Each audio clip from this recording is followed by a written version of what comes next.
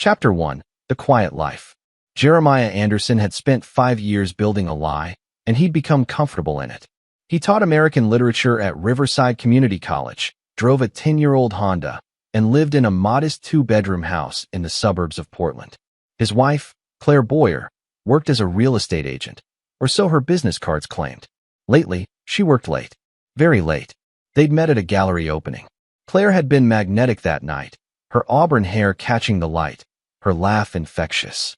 Jeremiah had been drawn to her normalcy, her complete disconnection from the world he'd abandoned. She knew him as Jerry Anderson, adjunct professor, orphan, man without a past. She'd never asked too many questions, which had suited him perfectly. That should have been his first warning. Jeremiah stood at his classroom window, watching students scatter across the quad. His phone buzzed. A text from Claire, working late again. Don't wait up. He'd stopped waiting up 3 months ago, around the time he'd noticed the new gym membership, the expensive perfume, the way she angled her phone away when texting. A different man might have confronted her.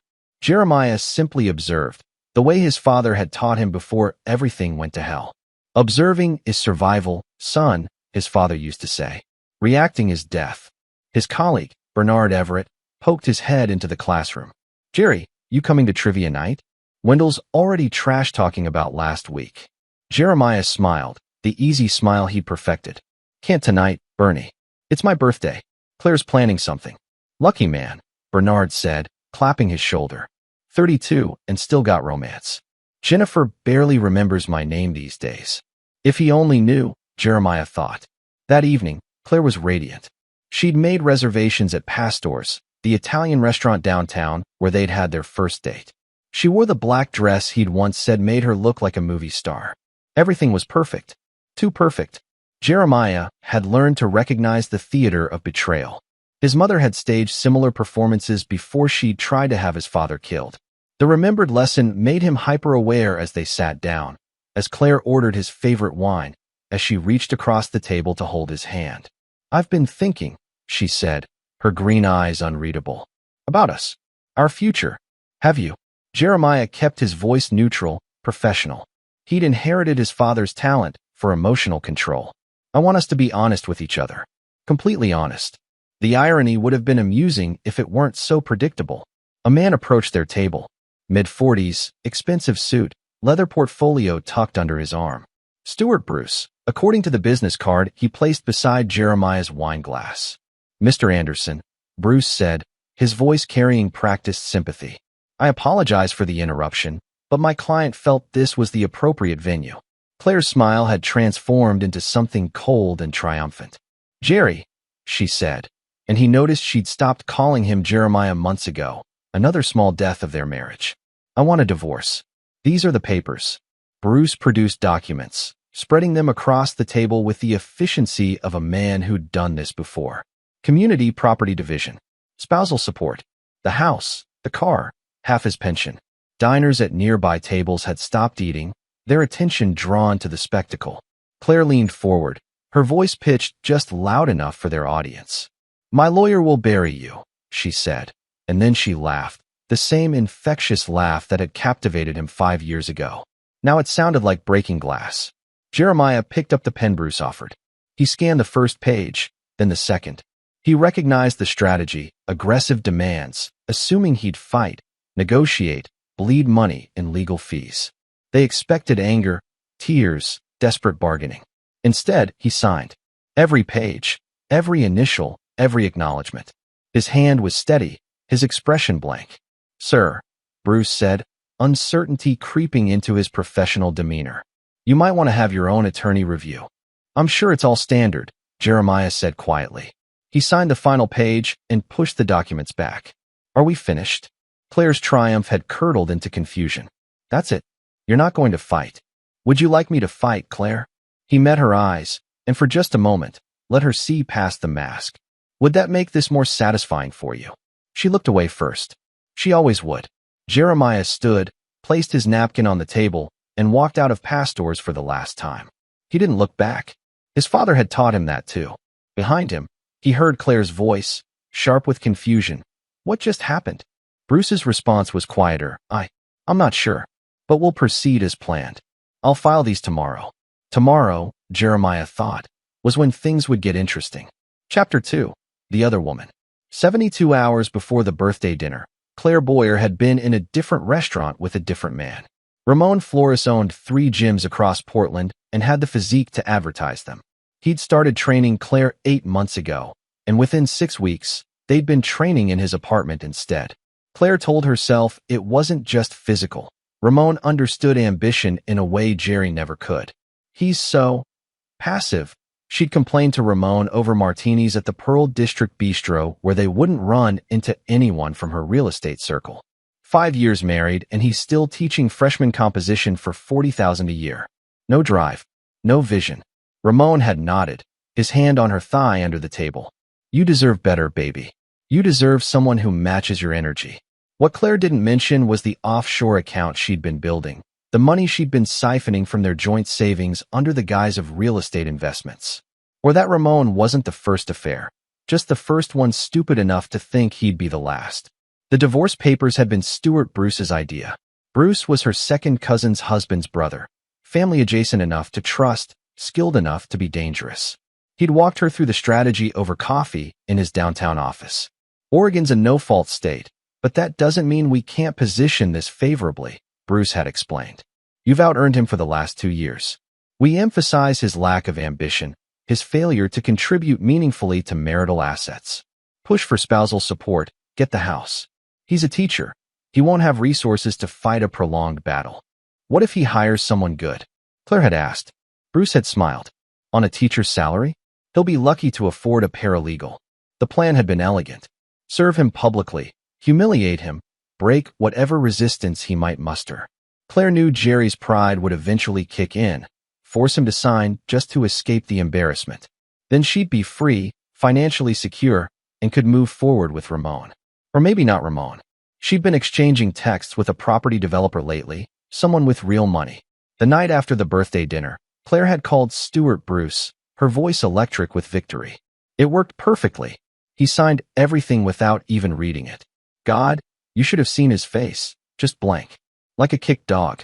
That's unusual, Bruce had said slowly. Most people show some emotion.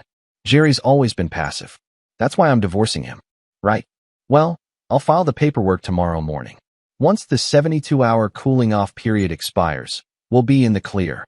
Claire had celebrated with Ramon that night. Expensive champagne in his king-sized bed. She'd told him about Jerry's pathetic surrender, and Ramon had called her a savage, meant as a compliment. She hadn't told him about the property developer. Now, 3 days later, Claire sat in her office at Boyer Realty, browsing listings for condos downtown. Something modern, something that screamed success. She was composing a text to the property developer when her phone rang. Stuart Bruce. Probably finalizing details. Stuart, tell me it's done. Silence. Then, Claire, we need to talk. In person. Now. I'm showing a house in an hour. Cancel it. This is... Claire, what's your husband's full name? What? Jerry Anderson. You know that. His legal name. Full legal name. Jeremiah Anderson. Why? What's wrong? More silence, longer this time. Then Bruce's voice, strange and hollow. My senior partner just fainted in his office. We're withdrawing from your case. What? You can't just... We can and we are.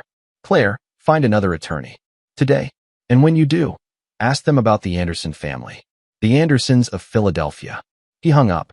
Claire stared at her phone, Bruce's words echoing. Philadelphia. Jerry had never mentioned Philadelphia.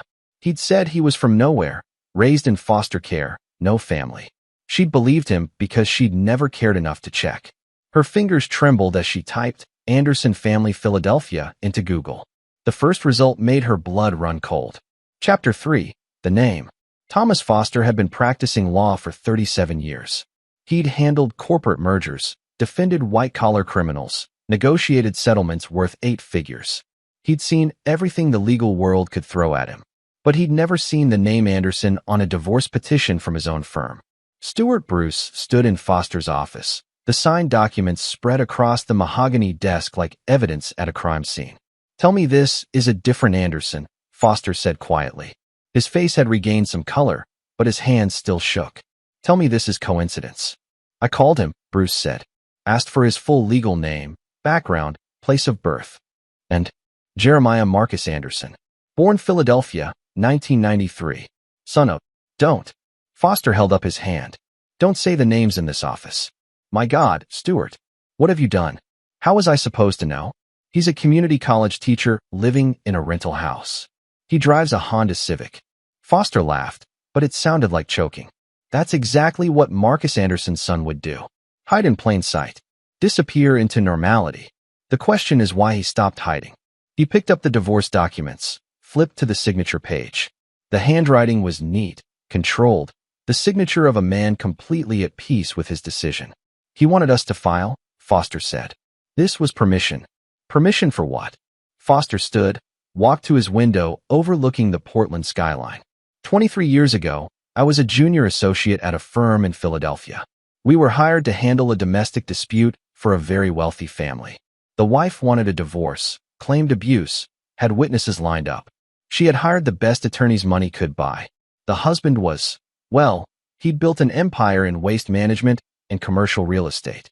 Not always legally. Bruce shifted uncomfortably. What happened?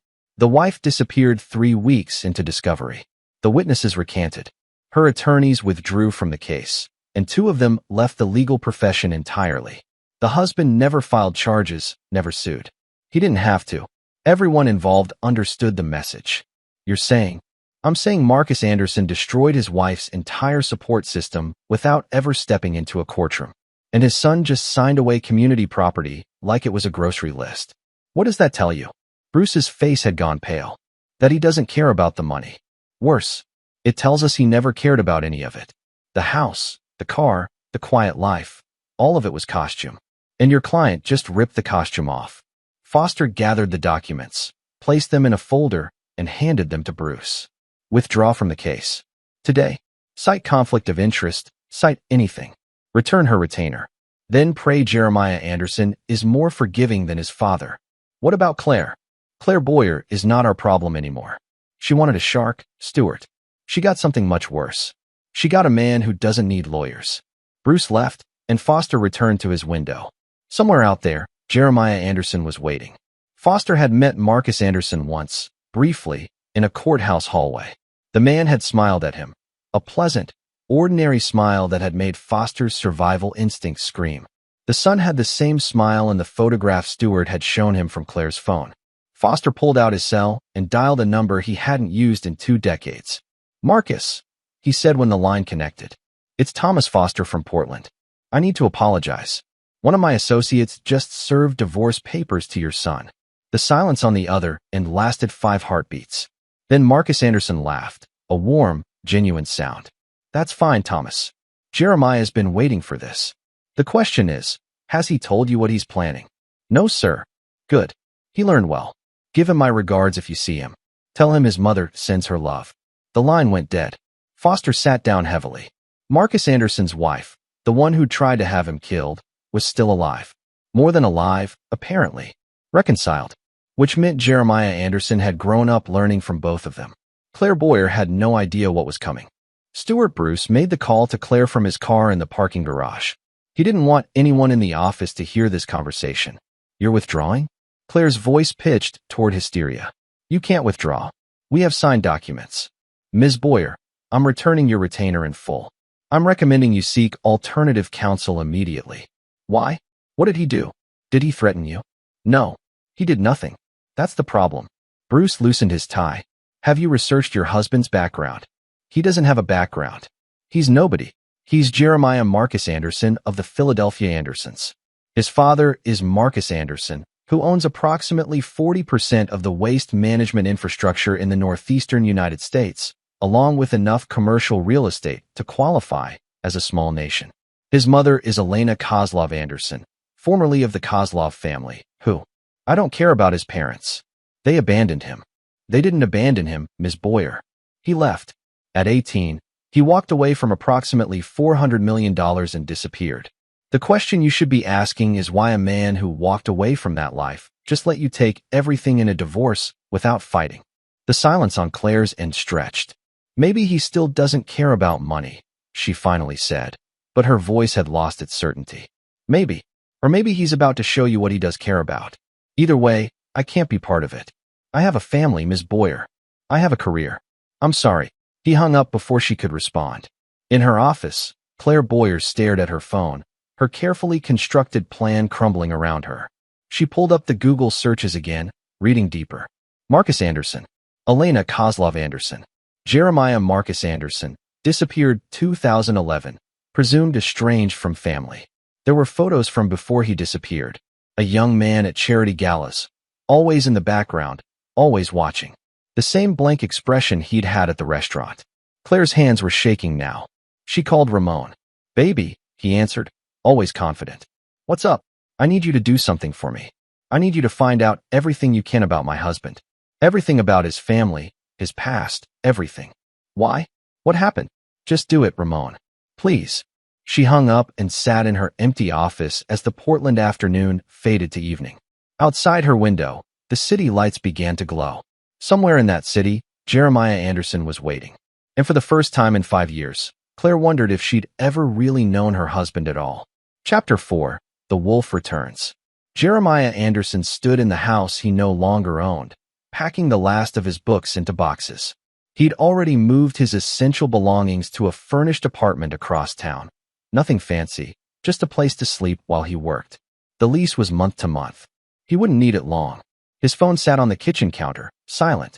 He knew Claire would be spiraling by now, knew her lawyer had withdrawn. The dominoes were falling exactly as predicted. The knock on the door came at 8 p.m.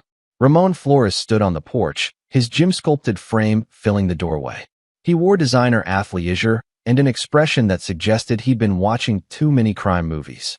We need to talk, Ramon said, trying for intimidating. Jeremiah stepped aside.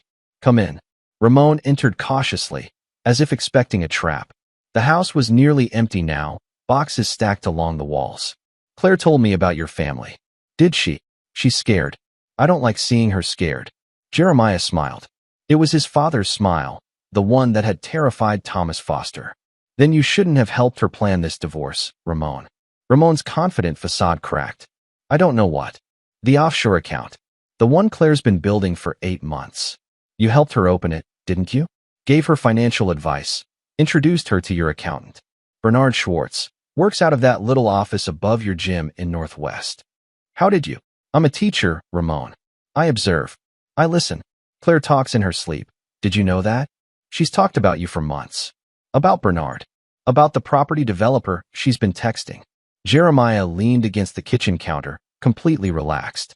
Tell me, does she know you've been skimming from your business accounts? The IRS certainly will. I made sure of that.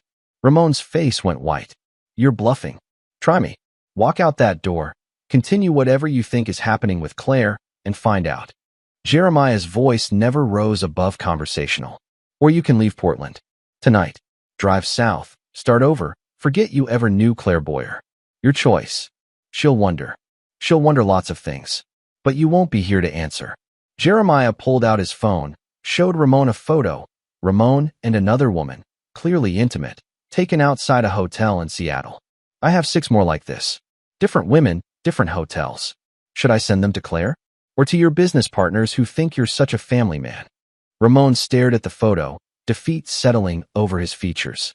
Who the hell are you? I'm the man who spent 5 years pretending to be nobody. You caught me on the first day I stopped pretending. Bad timing for you. 20 minutes later, Ramon Flores was gone.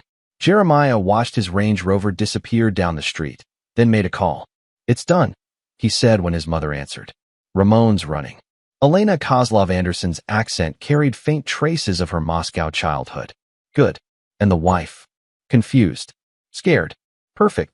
Your father wants to come to Portland. I told him no. Thank you. This one's mine. I know, Lyubami. But be careful. Revenge is not the same as justice. Isn't it? His mother laughed softly. You sound like your father. Call me when it's finished. Jeremiah ended the call and looked around the empty house. Claire would come here eventually, looking for answers. He'd make sure she found them. Chapter 5. The Unraveling. Claire Boyer had always considered herself intelligent. Sharp. A survivor. 3 days after her lawyer abandoned her, she was beginning to question everything she thought she knew. Ramon wasn't answering his phone. His gym said he'd taken an emergency leave. His apartment was empty, cleared out like he'd never existed. Her new lawyer, a harried woman named Polly Tanner who worked out of a strip mall office, had reviewed the divorce documents and delivered bad news. "These are legal," Tanner said, adjusting her glasses. "He signed everything. But Ms. Boyer, I have to ask, did you do any asset discovery before filing?" "Asset discovery?" "Investigation into your husband's finances, property, holdings. Standard procedure in divorce cases. He's a teacher. He makes $40,000 a year."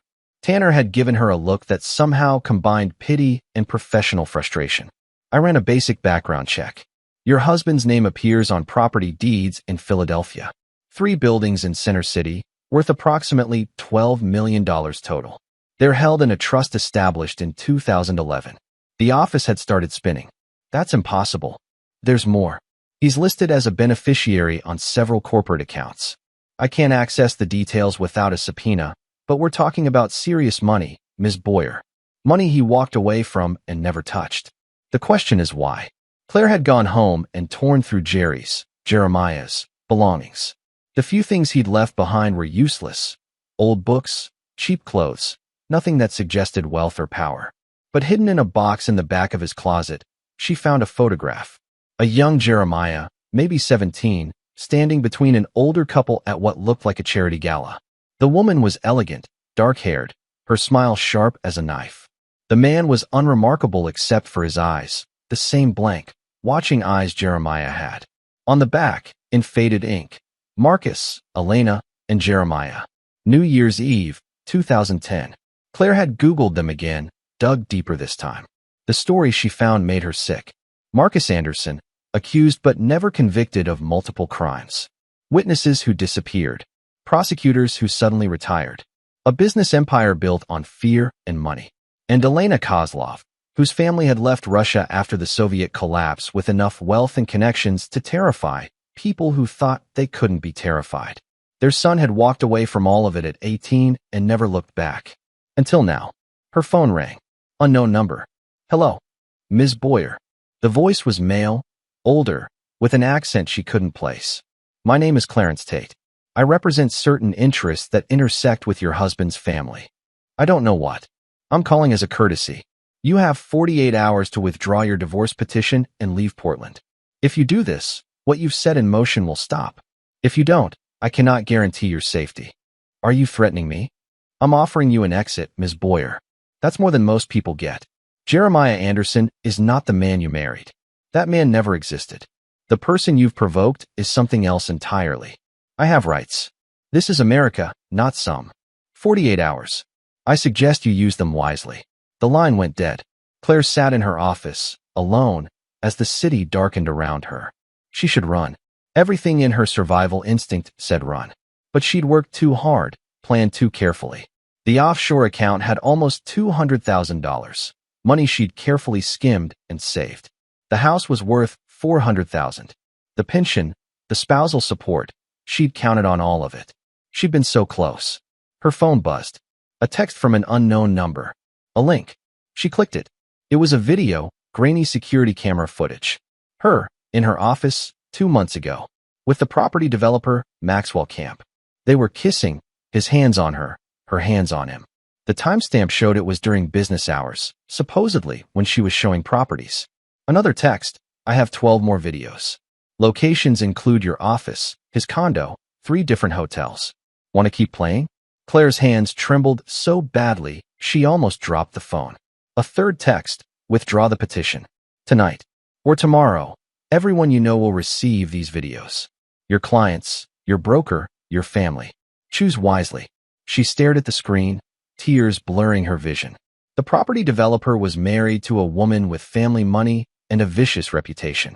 If his wife saw these videos, Claire Boyer, who'd been so certain of her victory, finally understood. She'd never been playing a game. She'd been the game. Chapter 6, The Reckoning. Jeremiah watched the notification ping on his phone. Divorce petition withdrawn. Case dismissed. Perfect. He sat in a coffee shop in the Pearl District, the same one where Claire and Ramon used to meet. The staff didn't recognize him. He'd been invisible for so long, they'd never learned to see him. That invisibility had been his greatest weapon. His phone rang. Polly Tanner, Claire's lawyer. "Mr. Anderson, I'm calling to inform you that my client has withdrawn her petition. You're under no obligation to return any signed agreements or... I know. Thank you, Ms. Tanner. Sir, if I may ask, why did you sign? You clearly have resources. You could have fought this. I didn't need to fight. I just needed her to commit. He could hear the confusion in Tanner's silence. Commit to what? To showing me who she really was. Have a good day, Ms. Tanner.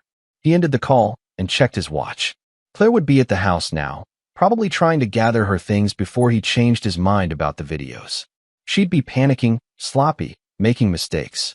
He'd counted on that. Jeremiah drove to the house slowly, letting her hear his car in the driveway. He found her in the bedroom, stuffing clothes into a suitcase. Leaving, he asked from the doorway. Claire spun around. Mascara streaked down her face. I withdrew the petition. I did what you wanted. Just let me go. Let you go. Jeremiah entered the room, sat on the edge of the bed they'd shared for 5 years. Claire, you're free to leave anytime. I'm not holding you here. The videos. Our insurance. As long as you leave Portland and never come back, nobody will ever see them. He studied her. This woman he'd once thought he might love. Did you really think I didn't know about Ramon? About Maxwell? About the offshore account Bernard Schwartz helped you build? You knew? Her voice barely whispered. I've known since the beginning. I watched you plan this divorce for months. Watched you lie, steal, scheme. I could have stopped at any time. Then why didn't you? Because I needed to know how far you'd go. How much you'd take. Who you'd hurt. Jeremiah stood, walked to the window. My father used to say that you can't know someone's true nature until you give them power over you. I gave you power, Claire. I gave you everything. And you showed me exactly who you are. I'm sorry, she whispered. No, you're not. You're sorry you got caught. There's a difference. He turned to face her. Here's what happens now. You're going to leave Portland tonight. You're going to close that offshore account and donate every penny to charity. You're going to disappear, Claire. And if I ever hear your name again, if you ever try to contact me or anyone I know, those videos go public, along with evidence of the money you embezzled from your real estate firm. I didn't embezzle. You skimmed commission on 14 property sales, hiding the excess in your offshore account. I have the documentation. Your broker, Maxine Kern, will love seeing it. So will the IRS. He pulled an envelope from his jacket, tossed it on the bed. Or you take option 2. In that envelope is a bus ticket to Sacramento, $5,000 cash, and instructions for starting over. Take it and disappear. Which will it be? Claire looked at the envelope like it might burn her. You're really just letting me go? I'm giving you the same chance I gave myself when I left Philadelphia. A chance to walk away and become someone else. What you do with it is up to you. She grabbed the envelope, shoved it in her purse with trembling hands. What about everything else? The house, the money from the divorce, was never yours to begin with. I signed those papers because they meant nothing. Claire, you were divorcing a ghost. Jeremiah Anderson, the teacher, doesn't own anything worth taking. The man I actually am? You never even met him. Claire stared at him, and for a moment, he saw genuine fear in her eyes. Who are you? Someone you should never have crossed. Now go. She ran. Jeremiah listened to her car peel out of the driveway, listened to the silence settle over the house. Then he made a call. It's done, he told his father. She's gone. Marcus Anderson's voice carried approval. Clean. Clean. She'll disappear. The others are handled. Ramon's in California, trying to restart. Maxwell's wife found out about the affairs. He's busy dealing with that. Bernard Schwartz decided to retire suddenly. Very suddenly. And you? What now? Jeremiah looked around the empty house. This shell of a life he'd built and demolished. Now I decide who I want to be. Not who I was running from. Not who I was pretending to be. Someone new. Your mother wants to know if you're coming home. Tell her not yet. I have some things to finish here first. Chapter 7. The Fallout. 2 weeks after Claire Boyer disappeared from Portland, the ripple effects of Jeremiah Anderson's quiet revenge continued to spread. Bernard Everett sat across from Jeremiah at their usual coffee shop, confusion etched across his face. I don't understand, Jerry. How did you know Claire was planning to divorce you before she even filed? Jeremiah smiled. He'd invited Bernard here specifically to start rebuilding. Not the false life he'd constructed, but something more honest. I'm a good observer, Bernie. It's what I do. But the way it all fell apart for her. Ramon disappearing, her lawyer withdrawing. It's like she was cursed. Not cursed, just outmatched. Jeremiah leaned forward. Can I tell you something? The truth this time. I thought we always told each other the truth. No, you told me the truth. I told you a carefully constructed story. He pulled out his wallet, extracted a business card he'd kept hidden for 5 years. It bore the Anderson family crest and a Philadelphia address. My real name is Jeremiah Marcus Anderson. My family owns businesses worth $500 million. I left that world at 18 because I wanted to be someone different. I thought if I could just be normal, I could escape who I was supposed to become. Bernard stared at the card, then at Jeremiah. You're serious? Completely. I met Claire when I was trying to be Jerry Anderson, community college professor, nobody from nowhere. For a while, I thought I'd succeeded. But you can't build a life on lies, Bernie. Eventually, the foundation cracks. So what happens now? Do you go back? Become some billionaire businessman? I don't know yet. Jeremiah pocketed the card. But I wanted to tell you the truth because you've been a real friend. One of the only real friends I've had in years. You deserve to know who you've been having trivia nights with. Bernard sat back, processing. Well, this explains why you always knew random facts about industrial waste management. Despite everything, Jeremiah laughed. Across town, in a downtown high-rise office, Clarence Tate met with Thomas Foster. The two men had known each other for decades, had worked together on matters they would never discuss in public. The boy handled it well, Tate said, sipping bourbon in Foster's office. Better than I expected. He's Marcus's son, Foster replied. Did you think he'd fumble it? I thought he might go too far. Marcus would have. Elena certainly would have. Tate swirled his drink. But Jeremiah just dismantled her life and let her walk away. That takes restraint. Or mercy. Same thing sometimes. Tate set down his glass. Marcus wants to know if you're willing to keep the boy's identity quiet. Locally, I mean. We can't have people connecting dots. What's in it for me? The Anderson family's gratitude. Which, as you know, is worth more than money. Foster nodded slowly. Tell Marcus his son's secret is safe. But Clarence? Make sure Jeremiah knows what he's doing. If he stays in Portland, if he keeps living this quiet life, people will eventually figure out who he is. You can't hide power forever. I'll tell him. But I don't think he's hiding anymore. I think he's choosing. The meeting with the college administration had been easier than Jeremiah expected. We're sorry to lose you. The dean, Wendell Schwartz, no relation to Bernard, said, shaking Jeremiah's hand. You're one of our most popular instructors. Are you sure we can't convince you to stay? A salary increase, perhaps. I appreciate it, but no. It's time for me to move on. Jeremiah had already packed his office, donated his books to the library. I've enjoyed teaching here, but I have other responsibilities to address. Family business? Wendell asked, perceptive as always. Something like that. As Jeremiah left the administrative building for the last time, he felt the weight of the past 5 years lifting. The careful construction, the constant monitoring, the exhausting effort of being someone he wasn't. All of it was ending. But he wasn't going back to Philadelphia. Not yet. His phone buzzed. A text from his mother. Your father is being impossible. He wants to buy you a building in Portland. I told him you'd refuse. Please refuse. Jeremiah smiled. Tell him I don't need a building. But I might need an introduction to some local investors. I have an idea. The response came quickly. Now you sound like us. Be careful, Jeremiah. I am us, Mom. I'm finally accepting that. Chapter 8. The New Foundation. 3 months after the divorce that never happened, Jeremiah Anderson stood in an abandoned warehouse in southeast Portland, watching contractors assess the space. The building was massive, 40,000 square feet of concrete and steel that had once housed manufacturing but now sat empty, a monument to industrial decline.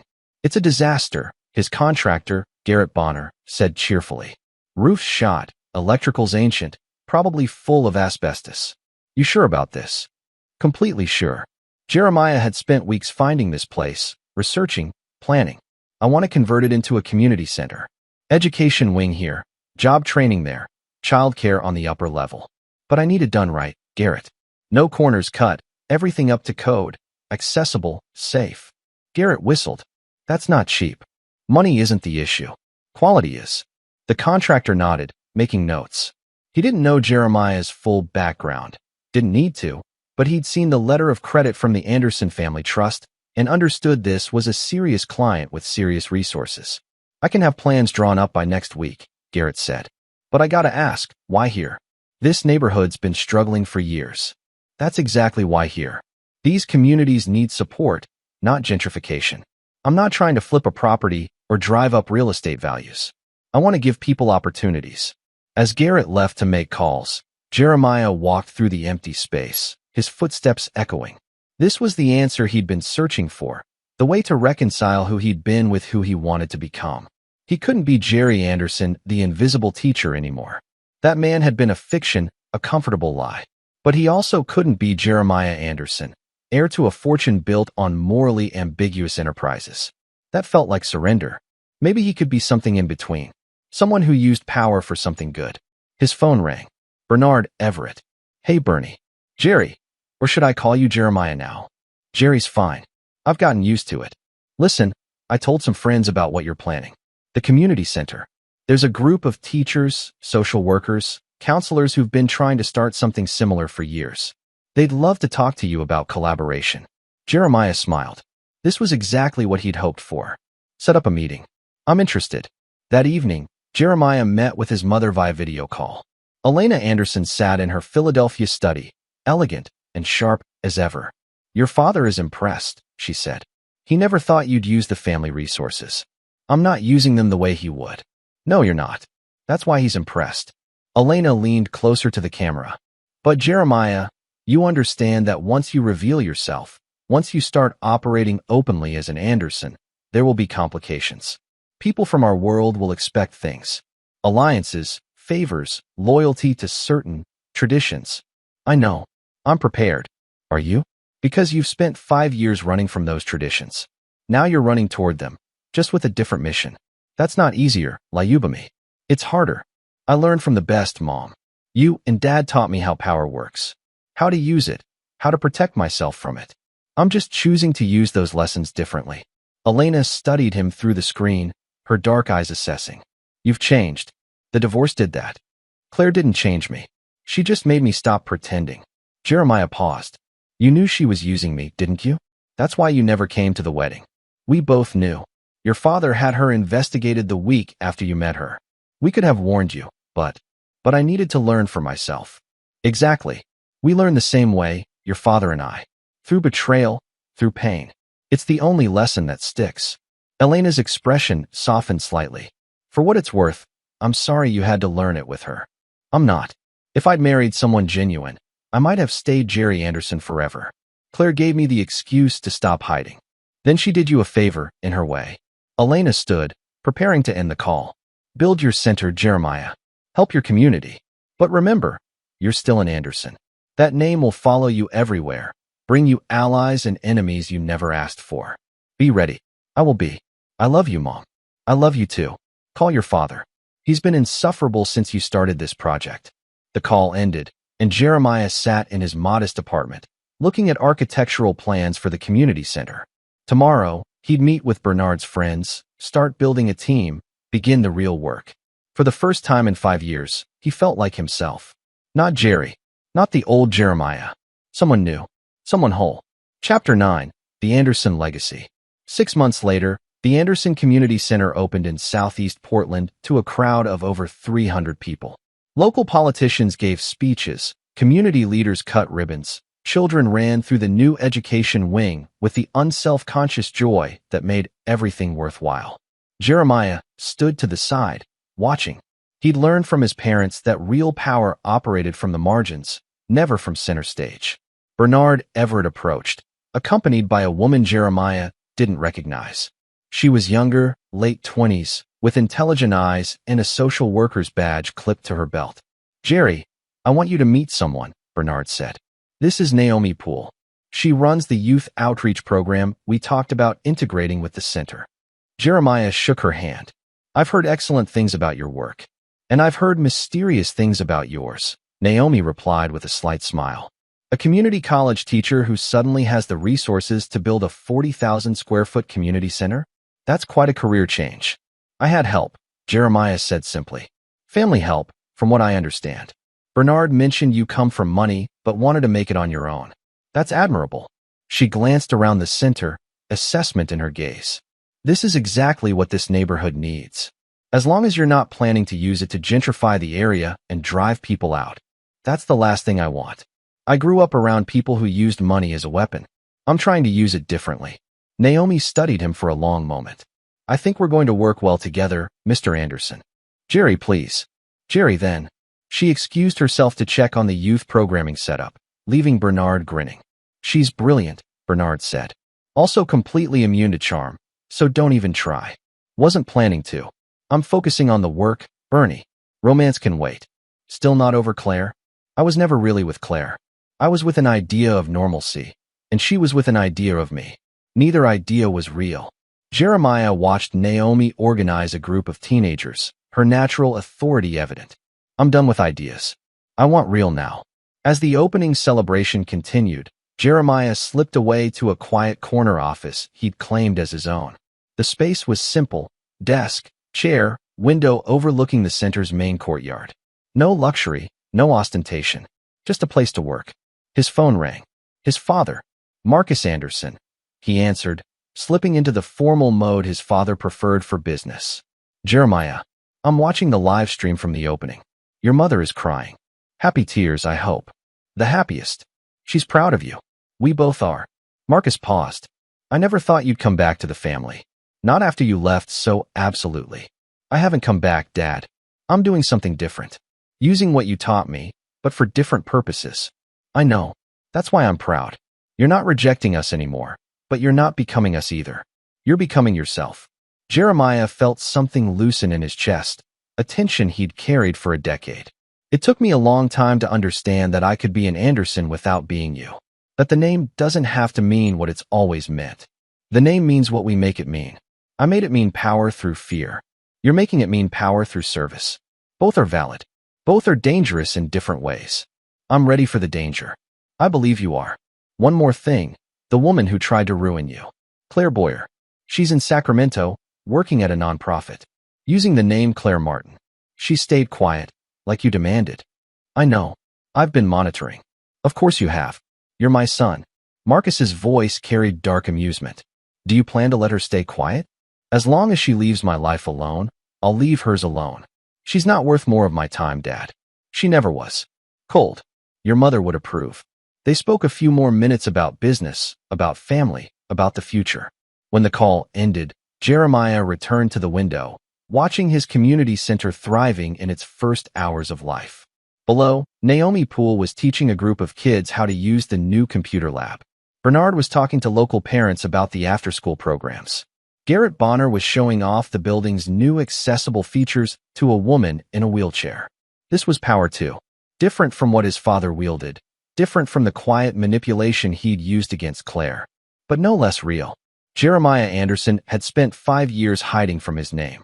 Then he'd spent 6 months reclaiming it. Now he was redefining it. The door opened. Bernard stuck his head in. Hey, Jerry. We're taking photos for the website. You should be in them. This is your project. Our project, Jeremiah corrected, but he followed Bernard out anyway. As he stood with the community leaders, the teachers, the social workers, and the families his center would serve, someone asked his name for the photographer. Jeremiah Anderson, he said clearly. No more hiding, no more Jerry. Just his name, spoken without shame or fear. The photographer adjusted his lens. Anderson, any relation to the Andersons from back east? I'm their legacy, Jeremiah said. But I'm writing my own story. The camera flashed. And in that moment, surrounded by people who believed in second chances and new beginnings, Jeremiah Anderson finally understood what his father had tried to teach him years ago. The name didn't define him. His choices did. Claire Boyer had tried to destroy Jerry Anderson, the fiction. She'd succeeded. But in destroying the lie, she'd freed Jeremiah Anderson, the truth. And the truth, it turned out, was so much stronger than the fiction had ever been. Epilogue. 1 year later, the Anderson Community Center had expanded to include 3 satellite locations across Portland. Jeremiah Anderson sat on the board of 4 nonprofit organizations, mentored a dozen young professionals, and had become a quiet but powerful voice in local philanthropy. He still drove the Honda Civic, still lived in a modest apartment, still preferred coffee shops to country clubs. But everyone knew his name now. And when they said it with respect. Not because of his father's empire. Not because of his mother's connections. because of what he'd built himself. Bernard Everett remained his closest friend. Naomi Poole became his most trusted colleague. And eventually, when he was ready, something more. Claire Boyer stayed in Sacramento, stayed quiet, and slowly rebuilt her life under a new name. She never returned to Portland. She never looked back. And Jeremiah never thought about her at all. He was too busy writing his future to dwell on his past. The Anderson name, once a shadow he ran from, became a light he carried forward. And in the end, that was the greatest revenge of all. Living well, living honestly, living without fear.